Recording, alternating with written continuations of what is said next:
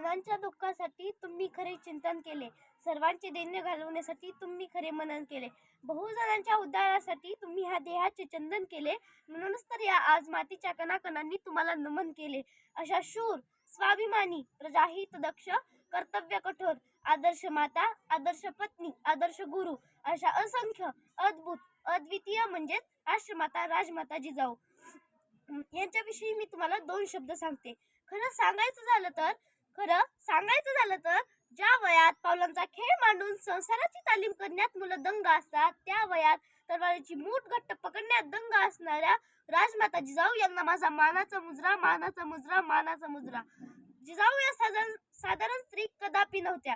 अहो, जिने प्रत्येक मावळ्याच्या रक्तात स्वाभिमान मिळवला, जिने प्रत्येक मावळा शिवाजी घडवला, ज्यांनी प्रत्येक वेळी शहाजीराजांना पत्नी म्हणून धीर दिला आणि शोभांच्या मातृत्वाबरोबर गुरुत्वही स्वीकारले, ती माता साधारण कशी?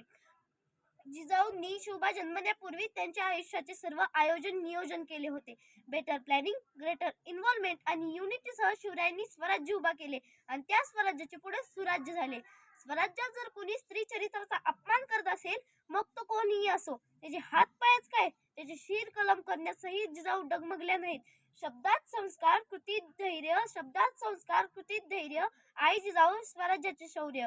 शोभांना घडवले शिकवणीतून, इतिहास अमर झाला त्यांच्या तेजातून. अशा सिंदखेड राजाचे जन्माला येणाऱ्या, मराठवाड्यातील वेरूळ येथे शहाजीराजांशी विवाह झालेल्या, पश्चिम महाराष्ट्रात पुणे येथे शिवरायांना स्वराज्य स्थापनेसाठी प्रोत्साहन करणाऱ्या आणि कोकणातील रायगड किल्ल्यावर शेवटचा श्वास घेणाऱ्या राष्ट्रमाता राजमाता जिजाऊ यांना मी वंदन करते आणि माझ्या भाषणास पूर्णविराम देते. जय जिजाऊ, जय शिवराय.